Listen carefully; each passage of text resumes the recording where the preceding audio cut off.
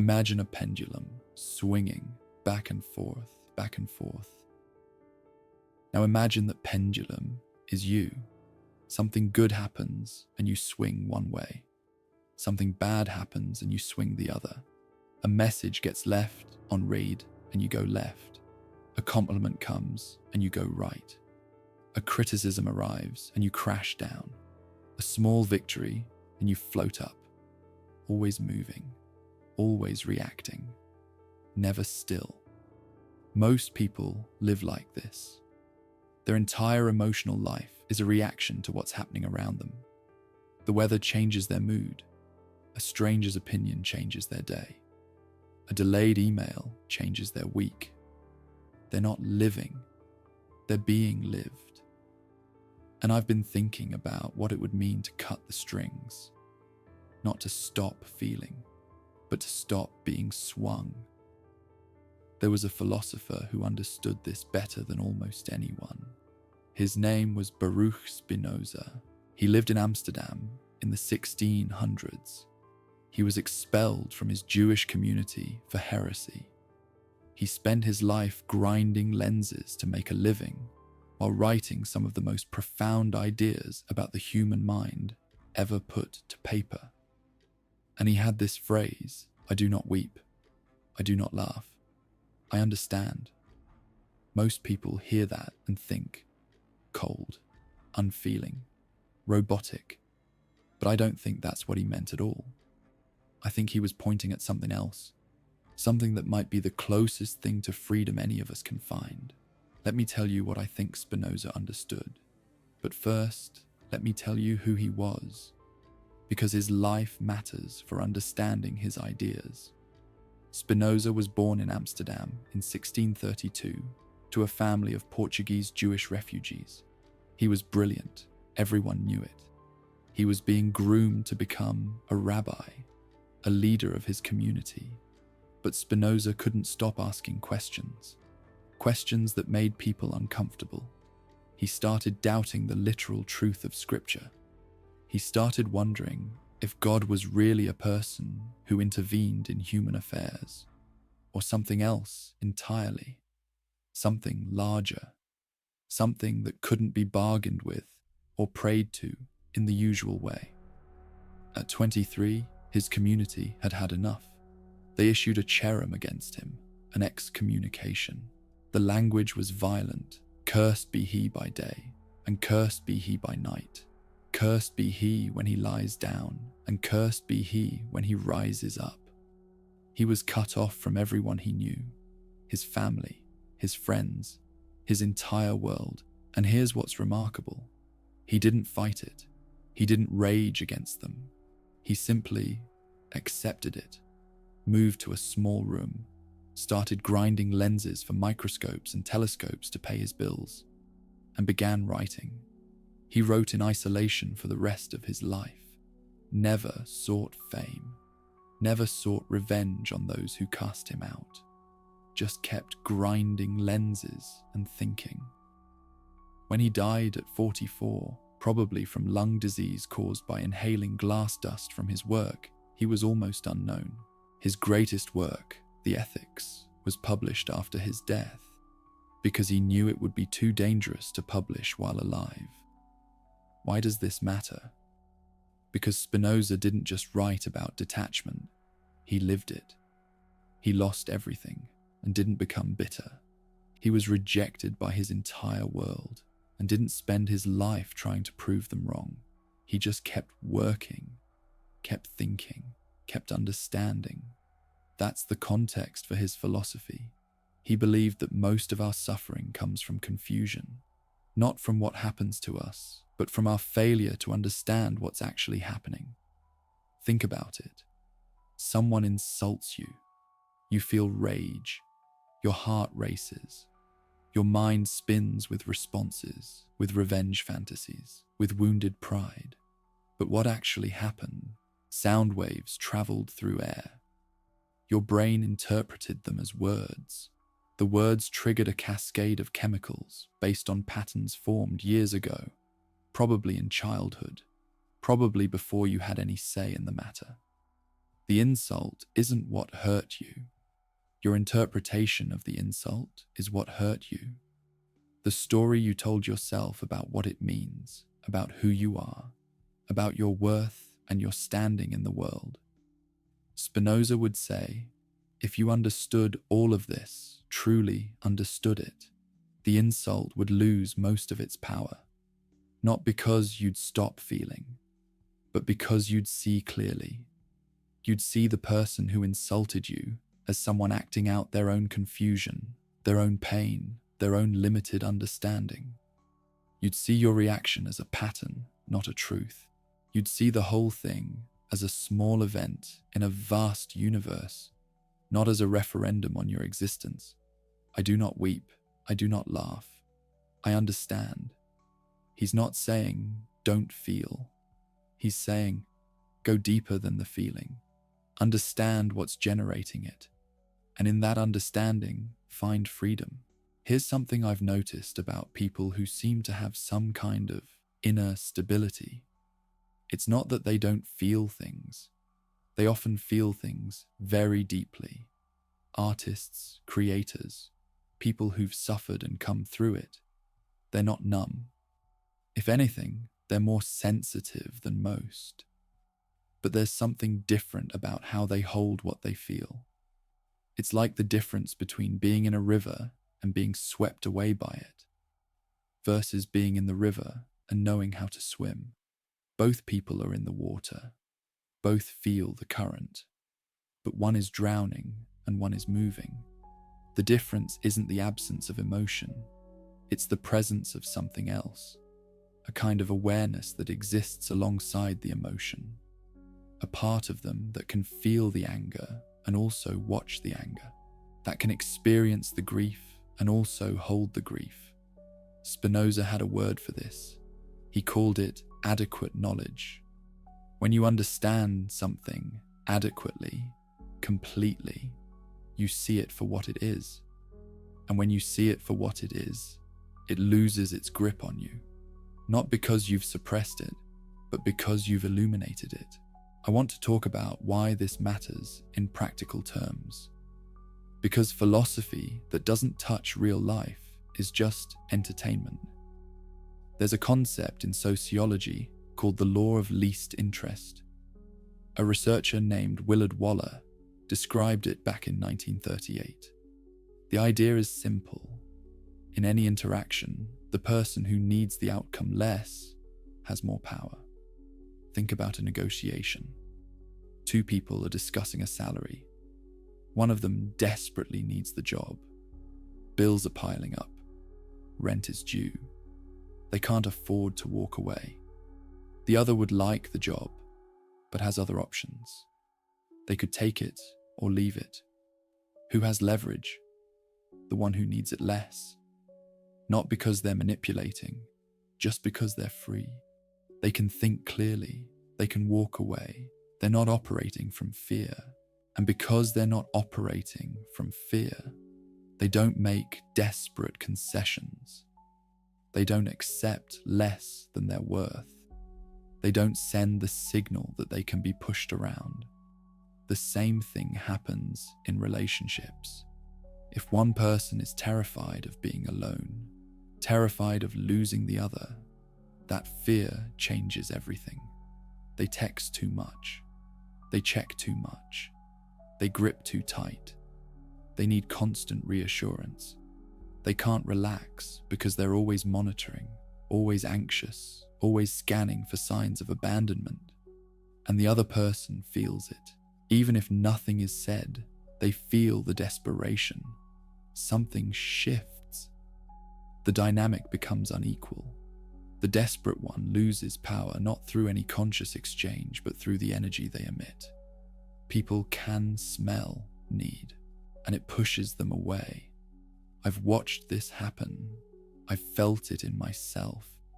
The times when I've wanted something too badly, when I've needed someone's approval or love or validation, I could feel it leaking out of me, and I could feel it pushing away the very thing I wanted. But here's the strange part. People can also smell freedom. and it draws them in. The person who doesn't need your approval is somehow more interesting than the person who does. The person who could leave but chooses to stay is more compelling than the person who stays because they have no choice. The person who wants you but doesn't need you creates space for desire. The person who needs you creates only pressure. This isn't about playing games. It's not a technique. You can't fake it. If you pretend not to care while internally you're desperate, people will sense the pretense. It doesn't work as a strategy, but if you actually reach a place where you're okay either way, where you want things but don't need them, something changes in how the world responds to you. Spinoza would say, this is because you're finally seeing clearly. The desperation was always a form of confusion, a belief that your well-being depends on this specific outcome, a belief that if you don't get this job, this person, this result, you'll be destroyed. But you won't be destroyed. You survived before you had any of these things. You'll survive if they go away. The desperation is a lie you're telling yourself about your own fragility. When you understand that it doesn't, when you really understand that you'll be okay regardless, the desperation dissolves. And what's left is clarity. And clarity is powerful. I keep thinking about poker. There's a reason poker is such a good metaphor for life. And it's not just that both involve luck. In poker, everyone has the same information available. Everyone can see the cards on the table. Everyone knows the odds, more or less. The difference between a great player and a mediocre one isn't usually intelligence. It's not even usually experience. It's emotional regulation. The mediocre player gets a bad hand and their body language changes. Their shoulders drop. They sigh. They fidget. They get a good hand and something shifts in their eyes. A micro expression of excitement they can't hide. They're readable because their emotions are running the show. And it gets worse. When they lose a big pot, they tilt. That's the poker term for when emotion takes over decision making. They start making bad decisions. They chase losses, trying to win back what they lost instead of playing the next hand on its own terms. They bet emotionally instead of mathematically. They call when they should fold because they can't stand the idea of losing again. The great player feels the same things. The disappointment of a bad hand, the excitement of a good one, the sting of a big loss. They're not robots. They're human. But there's a gap between what they feel and what they show. More importantly, there's a gap between what they feel and what they do. They can feel the urge to chase and not chase. They can feel the fear of a big bet and bet anyway because the odds are right. They can lose a massive pot, take a breath, and play the next hand as if it's the only hand that exists. Because in a way, it is. The great players talk about this. The ability to experience what they call bad beats, where you do everything right and still lose because of luck, and to not let it affect the next decision. To absorb the loss without letting it infect your thinking. Life is a lot like poker. The universe deals you hands you didn't choose. Some are good, some are bad. Most are somewhere in between, and you don't control the cards. You didn't choose your parents, your country, your genetic predispositions, the economic conditions you were born into. Those cards were dealt, but you control how you play them. The person who reacts emotionally to every card, who panics at bad news and gets euphoric at good news, who tilts when things go wrong, they're going to make worse decisions because they can't see clearly. The emotion is in the way. The person who can feel the emotion and still think, who can hold the disappointment without being swallowed by it, who can take the loss and not let it become the next loss. They see the board more clearly. They make better moves, not because they don't care, but because caring doesn't cloud their vision. There's a moment in high-stakes poker when the money on the table is life-changing, where the best players describe something like stillness, where the pressure is immense but inside there's calm, not the absence of feeling, just the presence of something bigger than the feeling, an awareness that contains the fear without being defined by it. I think that's what Spinoza was pointing at, that stillness, that clarity, that ability to be in the chaos without becoming the chaos. There's an image that helps me understand this, a hurricane. If you've ever seen one from above, from a satellite image, you know that hurricanes have an eye, the center, and the eye is calm, while everything around it is destruction and wind and chaos. The center is still. The hurricane isn't calm. The eye of the hurricane is calm. I think that's what we're trying to find. Not the absence of the storm. You can't prevent storms. Life is storms. Loss and change and disappointment and fear, they're not optional. They're not signs that something went wrong. They're just what it means to be alive. But in the middle of all that, there can be a place that isn't touched, a center that watches, that feels the wind but isn't blown away. Spinoza would call this the part of the mind that understands things under the aspect of eternity, the part that sees any individual event as a small movement in an infinite whole, not to minimize your pain, but to hold it in a larger context. When you're in the eye, you can still see the storm. You're not pretending it doesn't exist. You're not numb to it, but you're not lost in it either. I want to be careful here, because there's a shadow side to all of this.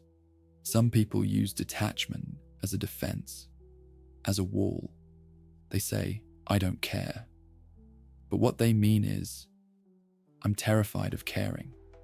They've been hurt before, so they've decided not to feel. They've numbed themselves.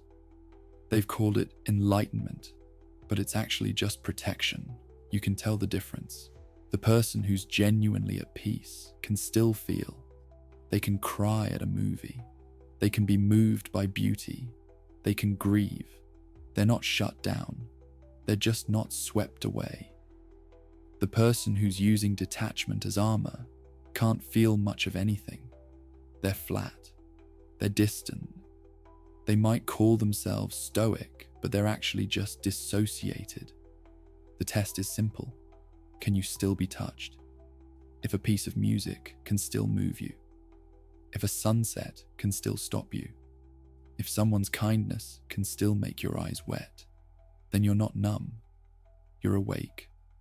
But if everything feels the same, if nothing reaches you, if you've achieved not caring by shutting down your ability to care at all, that's not neutrality. That's a kind of death while you're still breathing. Spinoza wasn't advocating for that. He wept when his friend died. He loved. He cared about truth with a passion that got him expelled from his community. What he was pointing at was something else, not the absence of feeling, but a different relationship with feeling, one where you can have emotions without being had by them. So how does this actually work? What does it look like in daily life? I don't think it's about meditating for 3 hours, or achieving some permanent state of bliss, or reading enough philosophy that you transcend human emotion, or becoming so wise that nothing touches you anymore. I think it's smaller than that, and harder. It's the moment when someone says something that would normally trigger you, and you notice the trigger arising, and you take a breath before you respond. That's it. That one breath. that tiny gap between stimulus and response. In that gap is everything. Because in that gap, you have a choice. Without the gap, there's no choice. Something happens and you react. It's automatic. It's mechanical. You're a pendulum being pushed. The insult comes and the anger fires. The bad news arrives and the panic starts. The rejection lands and the shame floods in. No space. No pause. Just cause and effect. Like a machine. With the gap, you can choose your response. You can feel the anger and decide what to do with it. You can feel the hurt and choose how to hold it. You can feel the fear and act anyway, or act differently, or not act at all. The gap doesn't make the feelings go away. It just means the feelings don't control you. Spinoza would say the gap is created by understanding. When you understand what's happening, truly understand it, the reaction slows. You see the mechanism. You see that your anger is a pattern, that the other person's cruelty is their own pain leaking out, that this moment is small in the scope of a life, that you've survived worse. And in that seeing, space opens. And here's what I've found. The more you practice the gap, the bigger it gets. At first, it's barely there. A split second, you still react, but there's a tiny moment of awareness as you do, a witness inside the reaction. But over time, it expands. You get more space, more room to move, more freedom. The gap grows from a crack to a doorway to a room you can live in. Some things that help, naming what you feel. There's research that shows that simply labeling an emotion reduces its intensity. This is anger. This is fear. This is grief. The act of naming creates distance. You're no longer the anger. You're the one observing the anger. You're the one who can say, anger is here. And that's different from being lost in it. Asking what's actually happening. Not the story you're telling, the actual facts. She didn't respond to my text is a fact. She doesn't care about me is a story. I lost my job is a fact. I'm a failure who will never succeed is a story. He criticized my work is a fact. He thinks I'm worthless is a story. Separating them is surprisingly difficult and surprisingly powerful, because most of our suffering comes from the story, not the fact. The fact is usually neutral. Something happened. The story is where the pain lives. And the story is something you're adding, not something that's objectively there. Remembering impermanence. This will pass. It always does. Every crisis you've faced in your life, you survived. You're here. The thing that felt like it would destroy you didn't. The heartbreak you thought you'd never recover from, you recovered from. The failure that seemed final wasn't final. This doesn't minimize current pain, but it contextualizes it. This too will pass. It's not the end. It's a moment. The goal isn't to become a stone. It's not to stop wanting things. It's not to achieve some permanent state of not caring. That would be a kind of death. The goal is to be able to want without needing, to love without grasping, to care deeply about outcomes while accepting that you don't control them. This is a paradox, and I don't think it resolves neatly. You're supposed to care about your work and also not attach your identity to whether it succeeds. You're supposed to love people deeply and also accept that they might leave. You're supposed to have goals and also hold them loosely. How do you do both at once? I don't know if I have a complete answer, but I think it has something to do with where you put your attention. If your attention is on the outcome, on what you might gain or lose, you'll be anxious, because outcomes aren't in your control. If your attention is on the process, on who you're being right now, on the quality of your effort and your presence, there's more peace, because that's actually in your control. The athlete who's thinking about winning is tight, nervous, in their head. The athlete who's thinking about the next play is loose, present, in their body. Same game, same stakes, but completely different experience based on where attention is placed. I think neutrality might be about learning to keep your attention on what's in front of you rather than on what might happen next. To be fully here where you actually have power instead of mentally living in a future you can't control. Spinoza, near the end of his Ethics, writes about what he calls blessedness. It's not happiness in the way we usually mean it, not a feeling that comes and goes based on circumstances, not the pleasure that follows getting what you want, or the relief that follows avoiding what you fear. It's something more stable, a kind of peace that comes from understanding. He says that when you understand things truly, when you see them clearly, when you grasp how they fit into the larger whole, you experience a kind of joy.